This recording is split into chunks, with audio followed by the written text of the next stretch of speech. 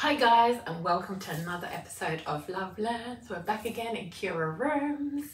As you know, it's kind of been amazing having other therapists come in and speak and having just different perspectives, and I'm really enjoying the conversations.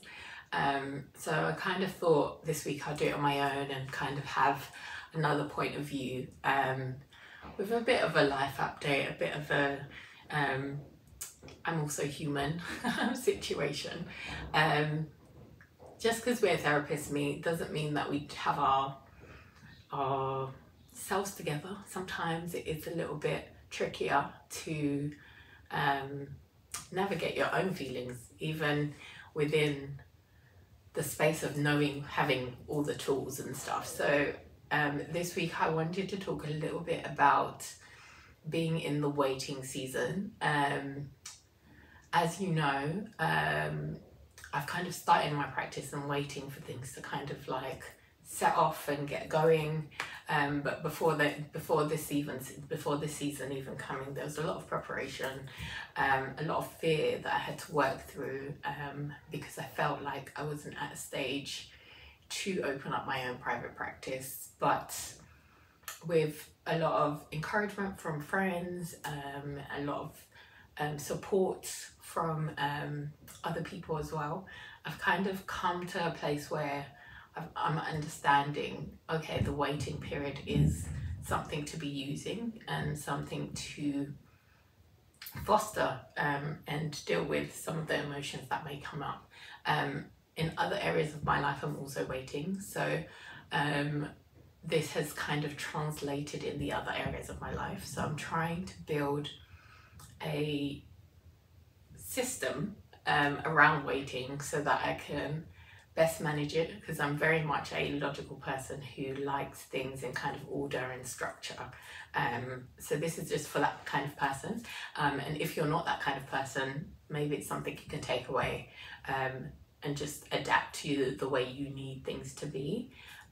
For example, like in this waiting periods, I've found myself being filled with fear, and I think the fear comes from not knowing what's going to happen next, because it's out of my control. So like, for example, I don't know if I've spoken about this before, but there's a situation at my workplace where I was waiting for a decision to be made by someone else about our work environment.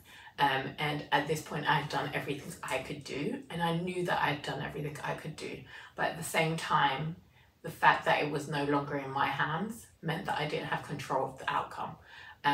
So it kind of put me in a space where I was like, what if it doesn't go the way I want it to go? What if things don't look right? Or what if it just, everything collapses? And that was my own insecurities coming out. But the way I started to reframe that and rethink about it was, what do I do if, instead of what am I doing? Like, what if? The what if will still be there, but I can take control back by asking myself, what can I do if so and so happens? So it gives you a range of possibilities to choose from. So it gives me a scenario of, what if it doesn't go right? Okay, what can I do if it doesn't go right? I can do this, this, and this. What else can I do? What else do I have power to control? And I think when I reframed it that way, it gave me more sense of security, because I had a certain way that I could do it, even in the uncertainty of everything else. It doesn't help with the waiting, because there's still pain in the waiting, there's still disappointments, there's still a sense of uncontrol, like I can't control something. But I think in order for you to overcome that need for control, sometimes you have to recognize that you need control, and figuring out why do I want control over this? What is my real reason for doing this? What is my reason for being like this? and try and work that out. And I think the more I've looked in my past, the more I've realized how I show up when it comes to control, and why I want to control things. And by realizing that, I've kind of worked backwards to kind of, when I feel like I need control over something, I've kind of given myself permission to accept that, okay, this is something I want to control. Why do I want to control it? Okay, I want to control it because it will make me feel more secure. Are there any other ways that I can feel more secure?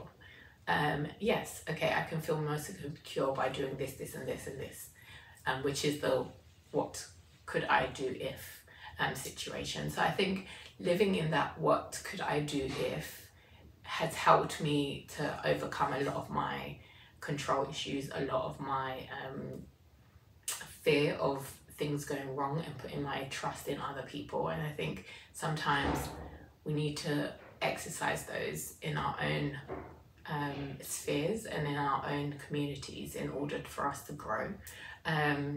But sometimes it's hard, and it is hard work for you to reframe your mind from what if this to what would I do if, because then it's on you. You get to choose the outcome. You get to choose the new ideas behind it, which I'm working on. As always, as everyone else, I'm human. I make mistakes, but I think the more that I've been practicing this what would I do if scenarios, the more I feel a lot more secure in myself in my decisions when I do make decisions. And I've started to just focus a little bit more on what I can control, and those are the only things that I can control. I don't have the skills or the manipulation tactics or understandings to control someone else. I can only control what I have control over.